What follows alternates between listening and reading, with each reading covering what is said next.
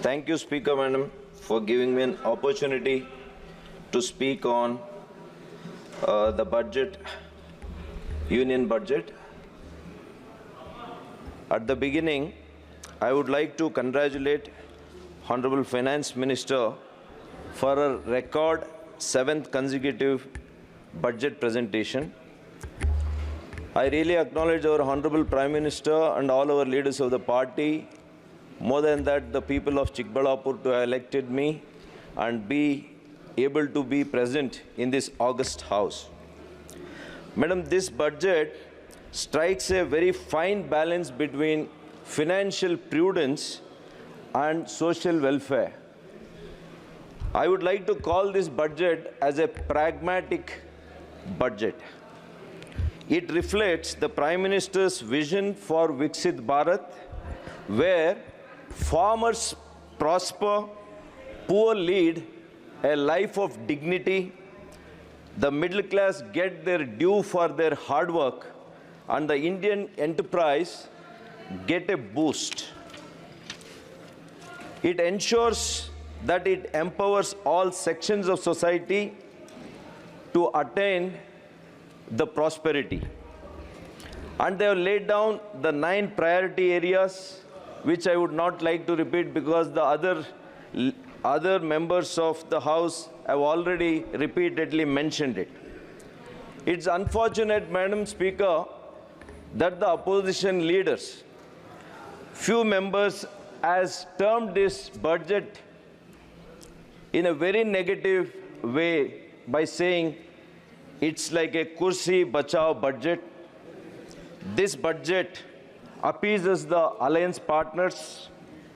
This budget is like a Dravidian budget. And this budget is like a copy of our manifesto. And one of the members says, this is our chief minister's, it is just the replica of the chief minister's budget copy. Madam Speaker, I would like to term this budget as, this is a Kisan Bachao budget. This is Nari Shakti Bachao budget. This is a Yuva Shakti Bachao budget. This is a Garib Bachao budget. This is a Indian economy Bachao budget. And this is the Desh Bachao budget. Madam, Garibi Hatao, Desh Bachao was a slogan in 1971. They won the election also. But who did remove the poverty in this country, madam? It is the economic survey says about 113 million Indians, they are out of poverty during our able Prime Minister Modi ji's regime and not the earlier regimes. And they say we appease the alliance partners. But tell me, madam, when was the Congress party on their own, they came to power in this house? It was way back in 1984. That too, when the unfortunate assassination of Srimati Indira Gandhi happened, they scored 415. In 1999, their score was 114. 2004, it was only 145. Then the BJP strength was 138. Still, they ruled for 5 years with the 34 alliance partners. In 2009, they scored only 206. Second UPA. But from 2014, you please understand, madam, it is our party under the able leadership of Shri Narendra Modi ji. We got 282, where Congress fell to 44. 2019, we scored 303. Today, we may have lost few seats, but this is a pre-poll alliance. This is not a post-poll alliance. 2009 and 14, 2004 and 2009, it was a UPA alliance. They were made with 34 partners, 34 parties. Should we ask that their budgets were also only to impress their alliance partners, or was it in the interest of the nation? Madam Speaker, the budget can be only deliberated and discussed based on numbers and statistics, not the political rhetoric. So based on that, when I said the farmers' welfare was the first priority of Modi ji's government, I will come with the facts and figures. The very first file that Prime Minister signed after assuming office for the third term was dedicated to the farmers, including the recently released 17th installment under Kisan Samman Yojana for the 11 crore farmers across the nation have received well over 3.24 lakh crores. This is the commitment towards farmers. Similarly, madam, during UPA's regime, what was the budget for agriculture? What was the budget they had allocated for farmers? It was only 22,000 crores in 2014. But today, Modi ji has increased its budget from 22,000 crores to 1,52,000 crores 24 budget. And they say, we are Kisan against budget. Similarly, in 2013 and 14, the UPA Sarkar, they extended 7 lakh crores as loans for the farmers then. But whereas Narendra Modi ji's government provided 19 lakh crores to the farmers today. Madam, we have experienced in this last regime a very unique situation. One is the COVID pandemic.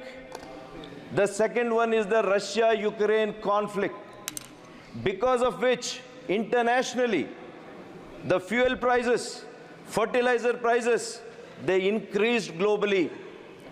But Prime Minister Shri Narendra Modi ji ensured he did not pass any burden to our farmers. This is the commitment of farmers. The total fertilizer subsidy during 13-14, they have given only 73,000 crores. But whereas now it has increased from 73,000 crores to 2,55,000 crores in 23-24, madam. Let us come to MSP. They're normally, madam, this is the first time I'm speaking. Please allow me 3-4 minutes. I will make very, very valid points based on statistics and numbers only. The MSP, madam, their pet subject. As a farmer's son, I would like to say this. The paddy price, madam, per quintal, they were giving 1,310 per quintal. But what is the increase that Modi ji's government gave, madam, today, 23-24? It is 67% increase, and per quintal we are giving 2,300 rupees. And the jowar, they were giving only 1,500 rupees per quintal, whereas our government gives 3,371 rupees per quintal, which is 112% increase. Similarly, madam, pulses, oil seeds. For example, I would like to quote only one, moong dal. Moong dal per quintal, during UPA's regime, it was only 4,500 rupees per quintal. But today, it is 8,682 rupees per quintal. It means there is an increase of 124% during our government. As I said, this year a provision of 1.52 lakh crores has been made for the sector of agriculture, to the benefit of farmers, doubling their income, madam. And cooperative federalism, they speak, but it is Modi ji's government, in the true spirit of cooperative federalism, has accepted the recommendations of 14th and 15th Finance Commission. Over the last decade, around 41 to 42% of central taxes have been shared with the states, a substantial increase from the earlier devolution share of 32 to 32%.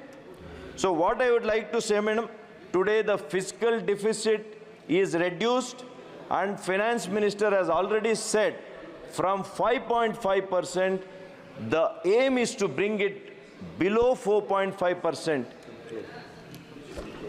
So I would like to conclude by saying, I would like to quote Swami Vivekananda's last quote, because, madam, Modi ji's government is for welfare of people. I quote, appreciation or no appreciation, I am born to organize these young men. Nay, hundreds more in every city are ready to join me. And I want to send them rolling like irresistible waves for India, bringing comfort, morality, religion, education to the doors of the meanest and most downtrodden. And this I will do or die. This is exactly what the Modi government will do for youth, madam. Whether you appreciate it or not, we will continue our commitment towards the youth of this country. Whether you criticize and mock us, doesn't matter. We will live for youth, Mahila, farmers, Kisan, and every segment, every section of this country, madam. This is our government's strong commitment. Thank you very much for the opportunity given. ಹೆಚ್ಚಿನ ವಿಡಿಯೋಗಳಿಗೆ ಪ್ರತಿಧ್ವನಿ YouTube channel subscribe ಮಾಡಿ, bell icon click ಮಾಡಿ.